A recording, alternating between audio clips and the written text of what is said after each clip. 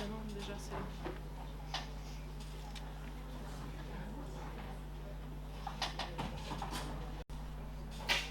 Bonjour à tous et merci pour votre présence qui me donne l'occasion de vous parler de la compétence de soi. Est-ce que le son est bon quand je parle comme ça? Oui, c'est bon? Super. Du coup, je me présente, je suis Elodie Herkel, je vais vous parler de la compétence de soi. C'est un peu nouveau, c'est un peu nouveau pour moi. D'abord, c'est la deuxième fois que je vais en parler. C'est un concept qu'on a imaginé, que j'ai développé et que j'ai imaginé que l'on co-développe avec mes associés. Donc je vais vous en parler. Je vais dans un premier temps vous donner quelques éléments de qui je suis en fait, et de quel angle je vous parle du coup pour vous parler de compétences de soi. Je vous parlerai, on va le découper en 2-3 temps, c'est 20 minutes. Il y aura un petit temps où je vous raconterai une petite histoire. Ça va aller très vite, mais je vous poserai 2-3 questions à l'issue de cette petite histoire. Savoir comment, qu'est-ce qui s'est passé pour vous. Et puis ça nous permettra de faire le lien avec le concept. Je vous présenterai le concept. Et l'idée c'est que vous puissiez me poser des questions pour voir à quel endroit ça vous parle. Je vous donnerai quelques cas d'usage, mais peut-être que ce sera important aussi de voir à quel endroit vous pourriez l'imaginer. Quand même, une petite chose à vous préciser, c'est qu'on s'adresse sur un concept, quelque chose de très conceptuel. On ne va pas rentrer dans le jeu, c'est pas très rigolo ce que je vais vous présenter, on est plutôt sur un concept. Je m'adresse à des professionnels, professionnels de la formation, professionnels de l'accompagnement, et de comment on va parler de compétences. Donc moi, peut-être en 10 mots qui je suis, je dirais 2 mots pour formatrice ingénieur pédagogique. Ça c'est mon identité professionnelle, c'est ce que je suis, c'est ce que je fais. Un 3e mot pour vous dire que je suis formée à l'approche neurocognitive et comportementale, aux sciences neurocognitives on va dire et comportementales. J'exerce mon activité dans le champ de la formation, donc je dirige un OF, un organisme de formation pour lequel je suis associée avec mes collègues. Nous sommes 4 dans la région toulousaine. Je crois que j'ai été un peu démasquée par l'accent. Et ensuite, donc j'ai cet OF que l'on co-dirige, il est spécialisé sur les compétences humaines. Donc ça, c'est notre cœur de métier. Moi, j'interviens dans le champ du développement professionnel, dans le champ des apprentissages, en particulier chez l'adulte. Qu'est-ce qui fait qu'on va apprendre ou pas? Qu'est-ce qui fait que ça marche ou que ça ne marche pas? Donc au cœur du cerveau aussi et du comportement. Et avec une expertise vraiment depuis quelques années sur les dynamiques motivationnelles. Qu'est-ce qui fait aussi que je me suis en mouvement ou pas? Le travail des émotions, donc apprentissage, motivation, émotion. Et je suis, rapidement pour me présenter, aussi l'auteur du fil à bascule, que certains d'entre vous, je vous reconnais, on s'est vu tout à l'heure sur le 5e étage. Donc on a un stand qui présente le fil à bascule. Le fil à bascule qui est un outil de facilitation qui nous permet de développer la compétence de soi. Vous ferez mieux le lien tout à l'heure. Et du coup, auteur aussi de la compétence de soi que j'avais besoin de modéliser pour aussi pouvoir expliquer mon travail, mon métier avec les gens que j'accompagne. Je vous lis cette petite histoire qui va durer quelques secondes à peine et puis je vous pose 2-3 questions à l'issue. Il est tard, la nuit est tombée, vous rentrez chez vous. La soirée s'annonce calme, vous avez hâte de vous replonger dans votre bouquin. Quand vous arrivez, 2 voitures sur votre emplacement, 2 voitures inconnues sont garées devant chez vous. Vous voyez de la lumière sous la porte, vous entendez du bruit à l'intérieur. Première question que je vous pose, que faites-vous? Je prends tout ce qui vient. J'entre, ok. Que faites-vous? Non, j'entre pas. Que faites-vous? Je regarde, j'observe. J'écoute. J'appelle le chien. Quoi d'autre? J'appelle quelqu'un, on appelle un ami. Ok. Autre question pour vous. Que ressentez-vous? C'est comment ça? Un peu de peur? Un peu beaucoup? Oui. Ok. Quoi d'autre? Dans le ressenti. De l'appréhension, de l'inquiétude? peut-être il y a d'autres sensations. Commencez dans le corps. Tendu. Un peu de stress. Ça se manifeste comment? Il y a de l'adrénaline, un stress où on a plutôt envie de partir en courant ou de rentrer en lutte. Ouais, ça dépend. Peut-être les deux un peu aussi. Ok. Bon, on peut se rendre compte qu'il se passe plein de choses dans notre tête, dans notre cœur, dans notre corps, sur le plan émotionnel. Et j'ai envie de faire le lien, en fait, avec cette situation et la compétence de soi. Le lien que j'ai envie de faire entre les deux, c'est que la compétence de soi, ce qui lie cette situation et la compétence de soi, c'est notre réaction, finalement. Comment on va agir, comment allons-nous nous comporter dans cette situation? Que ressentons-nous? En fait, c'est tout ce qui va se passer dans la tête, la pensée, l'émotion, le comportement. Qu'est-ce qui va faire que l'on va agir, réagir, interagir, en fait, quoi qu'il se passe, on va faire quelque chose. On va peut-être rentrer ou pas, peut-être on appelle un ami, peut-être que bon, plein de choses, tout ce que vous avez évoqué. Ce que je veux dire aussi, le lien que j'ai envie de faire, c'est que c'est tous les jours finalement, ces situations qu'elles se manifestent. Ici, j'ai fait le choix d'une situation plutôt personnelle qui ressemble en fait à des situations que l'on pourrait vivre. Pour la petite histoire, c'était un anniversaire surprise. Bon, pas trop avoir peur, c'était plutôt une belle histoire.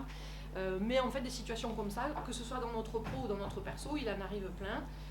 Et du coup, comment on va agir ou interagir face à toutes ces situations de vie qui sont si différentes, si inconnues, si imprévues ou imprévisibles. Et du coup, comment on va agir ou se comporter. Le point commun, en tout cas, pensée, émotion, comportement. Et ce que j'ai envie de vous dire à ce stade, quand on va rentrer dans la compétence de soi, on va parler de micro-compétences. Donc, ce qui fait le lien entre cette situation et la compétence de soi, c'est quelque chose de tout petit, tout fin. Je parle de micro-compétences. Elles vont se placer dans notre tête, elles vont se placer dans notre corps, on ne sait pas trop où, mais en tout cas c'est très fin. Et c'est très complexe, c'est tout mélangé. L'idée de la compétence de soi, c'est comment on va clarifier, comment on va y voir plus clair, tenter en tout cas d'y voir plus clair dans tout ce qui se passe à l'intérieur. Je vous propose d'entrer dans le concept. Le premier lien que je fais quand je parle de la compétence de soi, c'est certains d'entre vous ont peut-être entendu parler de être compétent, de Guy Leboterf. J'aime beaucoup ce qu'il explique, Guy Leboterf, en disant être compétent. Ce n'est pas seulement avoir des compétences, mais c'est être en capacité, ces compétences, de les mobiliser dans l'environnement, différentes compétences que l'on va pouvoir mobiliser pour être compétent. Ce n'est pas simplement une collection, on va être en capacité de les mettre en mouvement. Des compétences que l'on va mettre avec pertinence,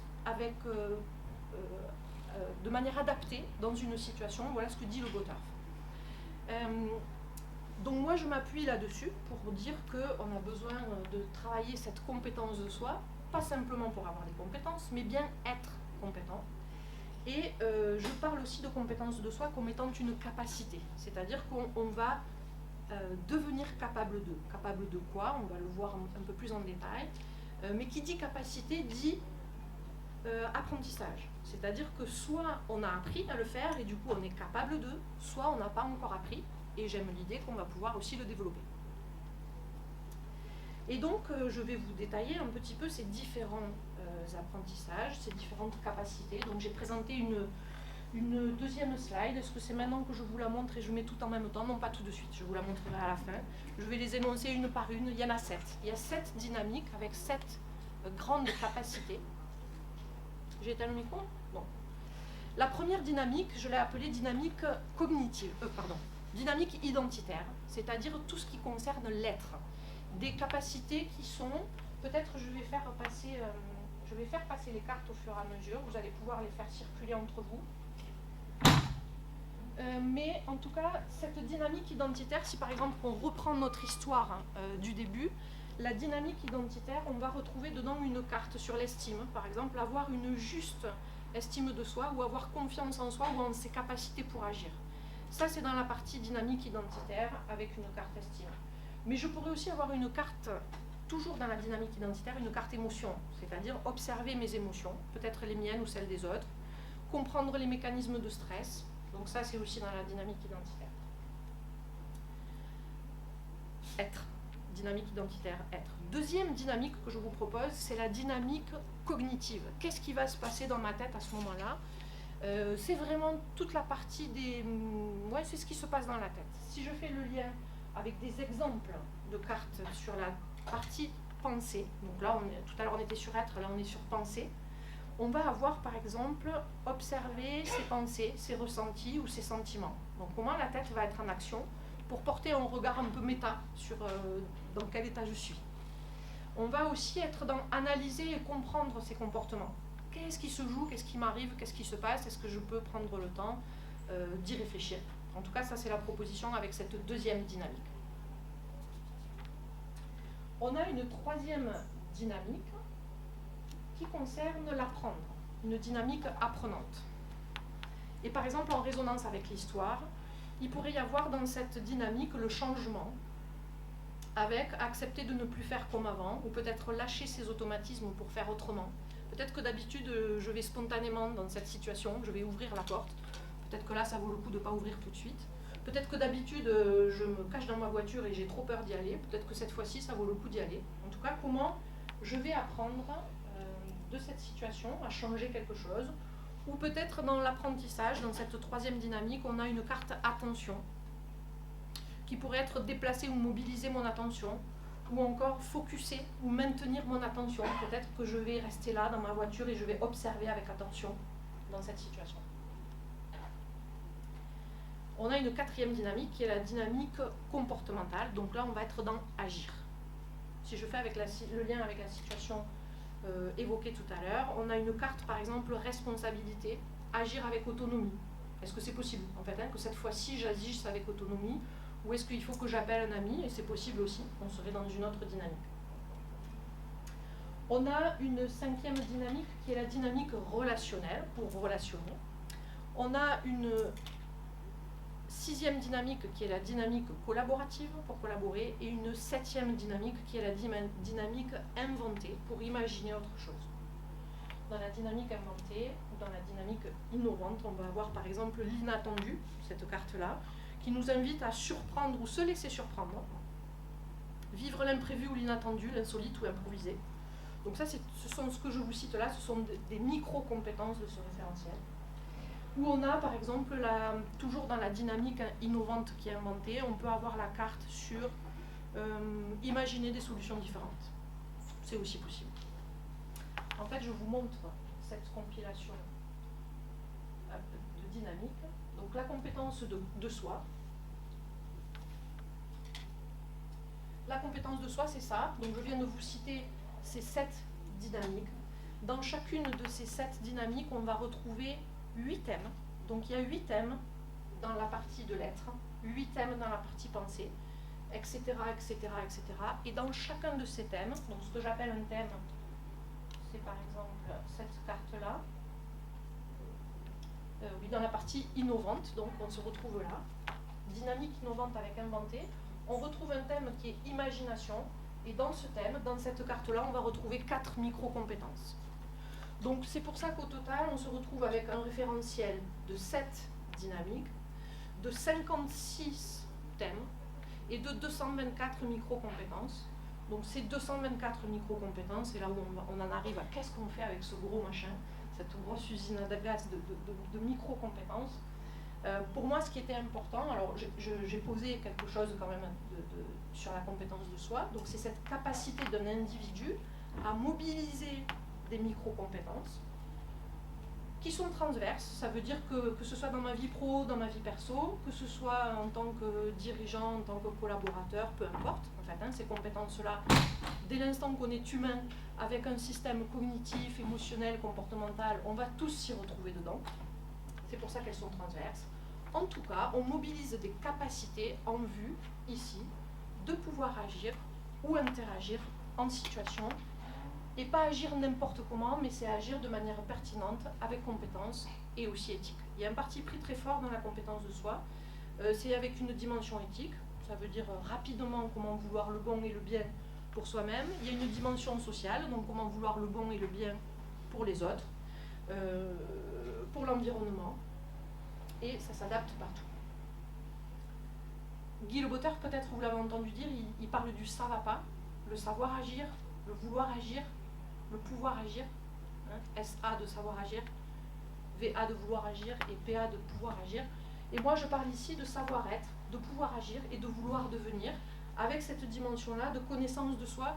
J'adorais dans mon travail, je vois bien que c'était important pour moi de permettre aux gens de mieux se connaître, mais je vois bien que ce n'était pas suffisant. En fait, hein. Mieux se connaître, c'est super, mais on voit bien que des fois, on peut mieux se connaître et ne rien faire avec ça.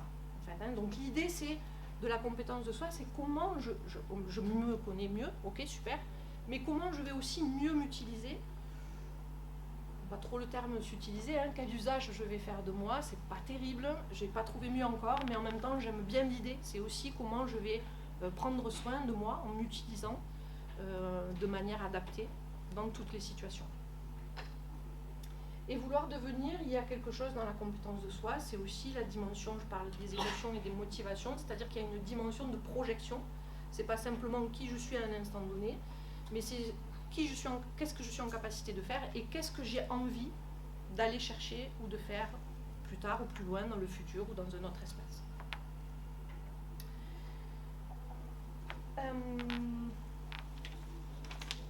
Peut-être un petit mot sur se dire qu'est-ce que je fais avec ça.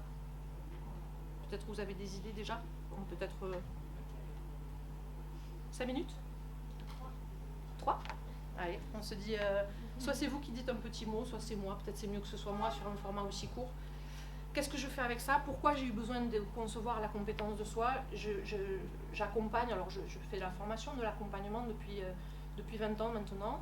Les gens me disaient, oui, c'est super, mais ouais, mais qu'est-ce qui s'est passé? On doit évaluer aussi, hein, il y a une grosse injonction des institutions pour évaluer les compétences. Et les gens avaient du mal à dire ce qui s'était passé, ben c'est normal parce que ça se passait soit dans leur tête, soit dans leur corps. Ils avaient du mal à dire qu'ils avaient basculé. Je vous ai parlé de l'outil du fil à bascule que j'ai conçu, dans l'idée de penser et agir autrement, donc de bascule cognitive, émotionnelle ou comportementale. Ils avaient du mal à dire qu'ils avaient réussi à prendre du recul, à nuancer un point de vue, qu'ils avaient réussi à ressentir ce qui s'était passé à l'intérieur. En fait, c'était ces micro-compétences-là que je qualifie de fines et précieuses. J'avais besoin que les gens puissent les exprimer. Moi, pour parler de mon travail, mais aussi eux, pour pouvoir dire ce qui s'était passé, pour pouvoir évaluer, pour pouvoir aussi comprendre ce qui se joue pour eux. C'est un outil que j'utilise donc en formation pour permettre aux apprenants d'identifier, peut-être que je peux faire passer ce jeu-là si vous voulez. Je l'utilise du coup en formation pour permettre aux apprenants d'identifier les compétences qui sont acquises. J'en fais passer une partie d'un côté et une partie de l'autre, peut-être. Mais aussi identifier les compétences à acquérir. Quelles sont celles que l'on a besoin de cibler? Et est-ce que ces compétences-là, ça se joue là, dans la partie relationnelle, ou est-ce que ça se joue ailleurs? Ce qui est hyper intéressant, c'est qu'une formation en communication, par exemple, communication interpersonnelle où on est sur la relation, on peut se poser la question, ben tiens, quelle est ma difficulté à relationner ou à communiquer avec les gens? Peut-être que c'est un manque de confiance en soi et ça relève de cette dynamique-là identitaire. Mais peut-être que non, c'est peut-être ici une difficulté cognitive, j'ai du mal à prendre du recul sur les situations, j'ai du mal à analyser les situations complexes et chaque fois je tombe dans le piège d'une relation difficile. Ou peut-être que ça se joue là, mon comportement, je vois bien que j'ai une communication peut-être qui manque d'impact et c'est plutôt dans ma posture, dans l'affirmation et dans mon agir. Voilà, donc je m'en sers en formation, évaluer les acquis, évaluer les compétences à développer, un gros travail en conception, en ingénierie pédagogique. À partir de là, on a monté un gros parcours de formation sur 10 thèmes de la compétence de soi. Ici, vous avez un petit QR code qui vous permet d'aller sur le site du fil à bascule et de comprendre le lien avec la démarche. Et c'est fini. Voilà, tout ce qui est management, RH, ingénierie péda. Voilà. Je suis par là, moi, ici. Si vous avez envie que l'on se voit, on peut aller plus loin dans la discussion. On est au 5e étage sur le stand du fil à bascule. Et voilà. Merci.